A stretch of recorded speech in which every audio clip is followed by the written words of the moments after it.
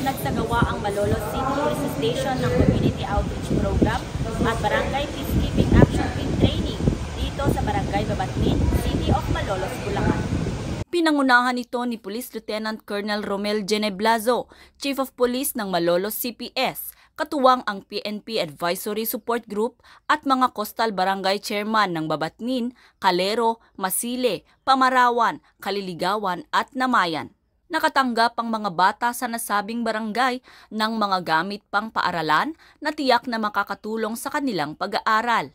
Nagbigay din ng kaalaman ang pulisya tungkol sa RA 9165 o Comprehensive Dangerous Drugs Act of 2002, EO 70, Law Enforcement Procedures, Handcuffing and Arresting Techniques at BPOC Orientation at BPAT's Duties and Function.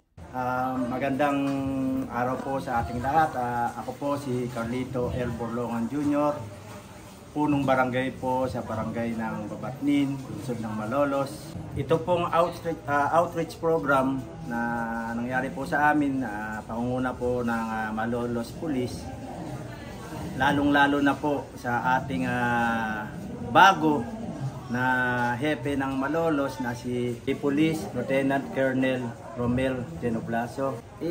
Ramdam ko po sa kanya yung pusong masasabi mo talaga ay malapit sa tao. Karangalan po ng bawat isa po sa amin yung bibisitahin kami ng ibang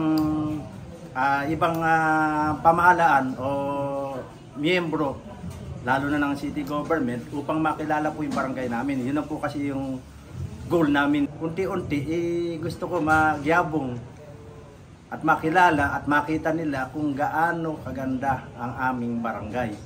At sa darating na panahon, gusto ko maging ang barangay po namin ay maging tourist spot. Kaya po meron po kami mga project dito, suportado po kami ng ating mahal na punong lungsod. Yun lang po at maraming salamat po. Ayon kay Police Lieutenant Colonel Geneblazo, ang naturang aktibidad ay naglalayong pagtibayin ang ugnayan ng pulisya sa komunidad at palakasin ng aksyon, kooperasyon sa pagkamit ng kaayusan, magkaroon ng sapat na kaalaman upang magampanan ang kanilang mga responsibilidad bilang tagapamayapa ng barangay at magkaroon ng progresibong pamumuhay ang bawat individual sa hinaharap.